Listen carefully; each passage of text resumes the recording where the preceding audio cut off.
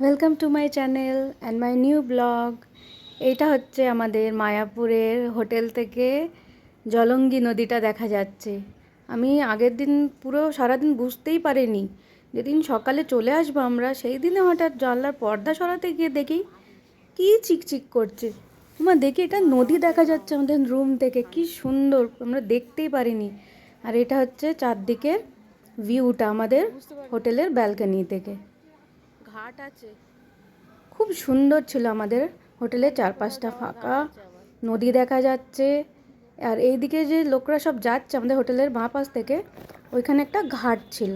তো আমরা সবাই বেরিয়ে এসেছি হোটেল থেকে চেক আউট করে। এবারে আমরা নদী পার হব নৌকোতে করে। নদী আমরা পার করে আমরা মায়াপুর থেকে চলে যাব কৃষ্ণনগর। প্রচণ্ড রোদ্দুর, প্রচণ্ড গরম ছিল, খুব গরম। এখনই এত গরম, এখনও দোল কাটেনি। তো এই নৌকায় করে স্কুটি সাইকেল সব পার হচ্ছে। ওনারা কীর্তন করে, কীর্তনের দল ওনাদের। এই যে অমুদা দাঁড়িয়ে আছে এইখানে। অমুদা মানে আমার জামাইবাবু, আমার জামাইবাবুকে আমি অমুদা বলে ডাকি। যে নৌকো জলঙ্গি নদী পার হয়ে আমরা কৃষ্ণনগর চলে যাচ্ছি। কৃষ্ণনগর থেকে আমরা অটো ভাড়া করেছিলাম, ওখান থেকে কৃষ্ণনগর স্টেশনে আমরা গেছিলাম। ওখান থেকে অনেকটাই সময় লাগে, 8 ঘন্টা 45 মিনিট লেগেছিলো বাই অটো। আমাদের অনেকটা ডিস্টেন্স। হ্যাঁ ওখানেই তো যাচ্ছে।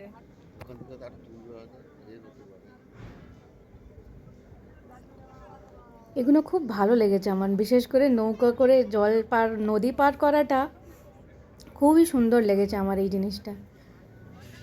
তো আমরা 12টার সময় আমাদের ট্রেন ছিল, লোকাল ট্রেন কৃষ্ণনগর থেকে শিয়ালদা অবধি। তো আমরা এই যে ট্রেনে আমাদের জার্নি শুরু হয়ে গেছে। আমরা দমদমে নেমে গেছিলাম, আমরা শিয়ালদা যাইনি।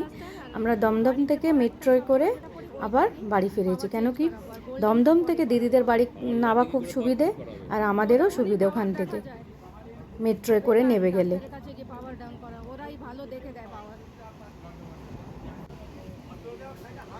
মা, দিদি আর আমার মেয়ে টুকটুকি একদিকে বসেছে, আর একদিকে আমি, আমার হাজব্যান্ড আর আমার জামাইবাবু একসঙ্গে বসেছিল।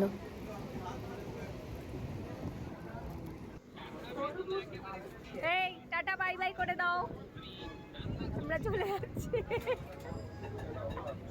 ইউটিউবে দেবে তো? হ্যাঁ। এই মা এখন মা লজেন্স। বাড়িতে এসে প্রচণ্ড খিদে পাচ্ছিল, কিছু ছিল না, তো ফ্রিজে ভাত, ডিম আর কিছু সবজি ছিল।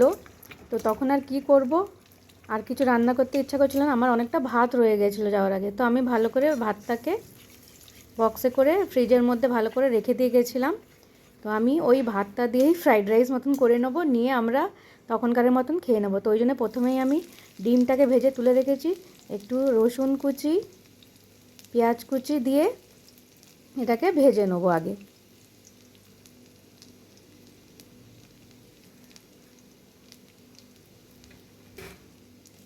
রসুনটা একটু ভাজা ভাজা হলে আমি পেঁয়াজ কুচিটা দিয়ে দিয়েছি এর মধ্যে, দিয়ে এটাকে নাড়িয়ে নিয়ে নেবো যতক্ষণ এটা ভাজা হয়েছে।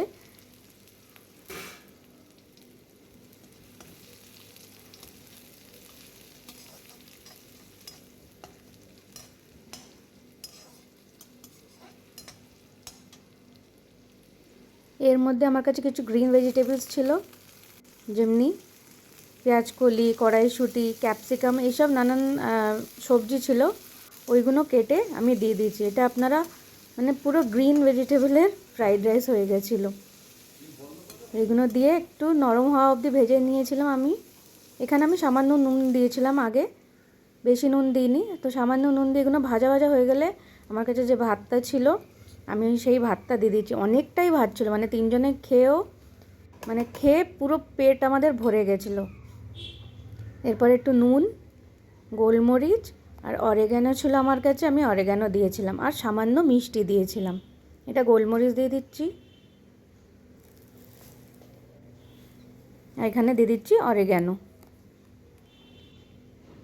আর সামান্য চিনি দিয়ে এটাকে আমি ভালো করে এবারে ভেজে নেব ভাতটাকে।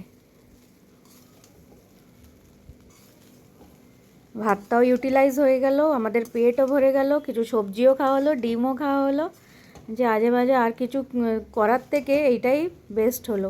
ওরা ততক্ষণে হাত পা ধুচ্ছিলো, ফ্রেশ হচ্ছিল, আমি ততক্ষণে এটা মানে আমি রাইসটাও বানাচ্ছি।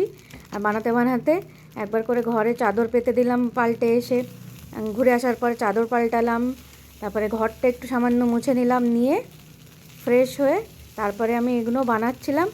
আর আগে আমি এসে ফ্রেশ হয়ে নিয়েছিলাম, কেন কি বাইরের নোংরা জামা কাপড় পরে হাত পা না ধুলে আমার ভালো লাগে না। হাত পা কি ধোয়া, পুরো স্নান করে নিয়েছিলাম আমি এসে, মেয়েও করে নিয়েছিল, এত গরম লাগছিল। এগুলো করে তারপরে এই কাজগুলো করে খাওয়া দাওয়া হয়ে গেছিলো। তো ব্যাস মেয়ে বসে পড়েছে। আর তো কত কত ওয়েট করবে, এটা কিনেছে, এটাকে খুলে তো ইউজ করতে হবে। যে বাবাই ওখানে মানে ও ওখানেই খুলে নিত মায়াপুরে, আমি খুলতে দিইনি, তো এখানে এসে এবারে খোলা হচ্ছে। ব্ল্যাক, ব্রাউন, যে ও দেখিয়ে দিচ্ছে কি কি কালার আছে। 2 প্যাকেট কেনা হয়েছে, একটা আমার কাছ থেকে, আবার দিদার কাছ থেকে। ঠিক আছে, কিছু বানাই এবারে দেখাই।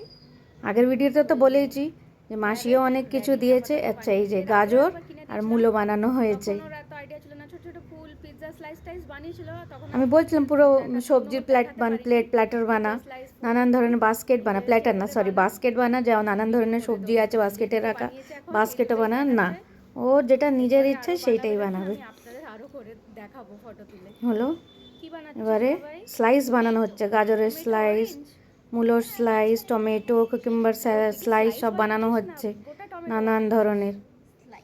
স্লাইস বানাচ্ছিস, ওকে বানা। আর কি বানিয়েছিস ও ছাড়া দেখি একটু।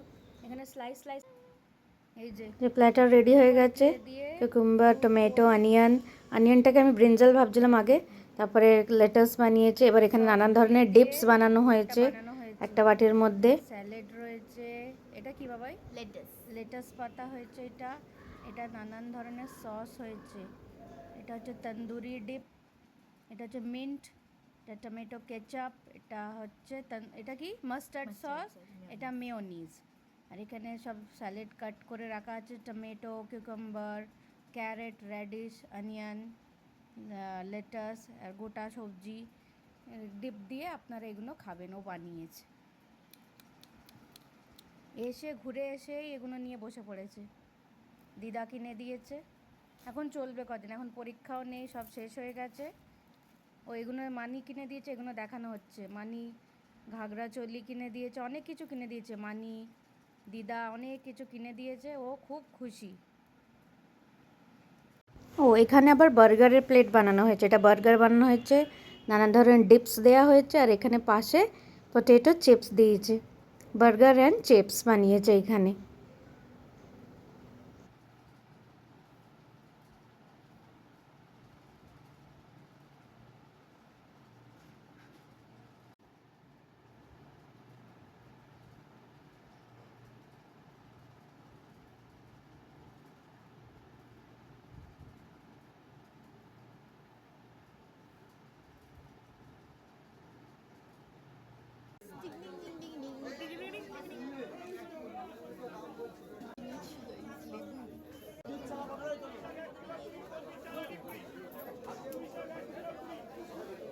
পরের দিন সকালে আমার এই যে বাজার করে এসেছি, এটা আগের দিন ছিল, তার পরের দিন আমাকে সকালবেলা 9টার সময় আমাকে একটা মেয়ের আশীর্বাদ ছিল, তাকে সাজাতে যেতে হয়েছিল।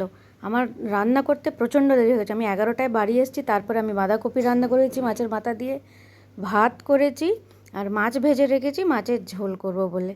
9টার থেকে আমি বেরিয়ে গেছি 11টা, মানে এত টায়ার্ড লাগছিল, ব্যাগও আনপ্যাক করিনি, তার মধ্যে আমাকে সাজাতে গেছিলাম।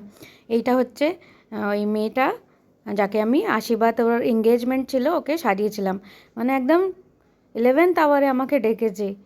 সকালে সবে ঘুম থেকে উঠেছি, তখনই ফোন করেছে যে আসো। তো এটা হচ্ছে, তারপরে ভাত ফাত খেয়ে দুপুরে আবার টুকটুকি বসে গেছে এইসব নিয়ে বানাচ্ছে।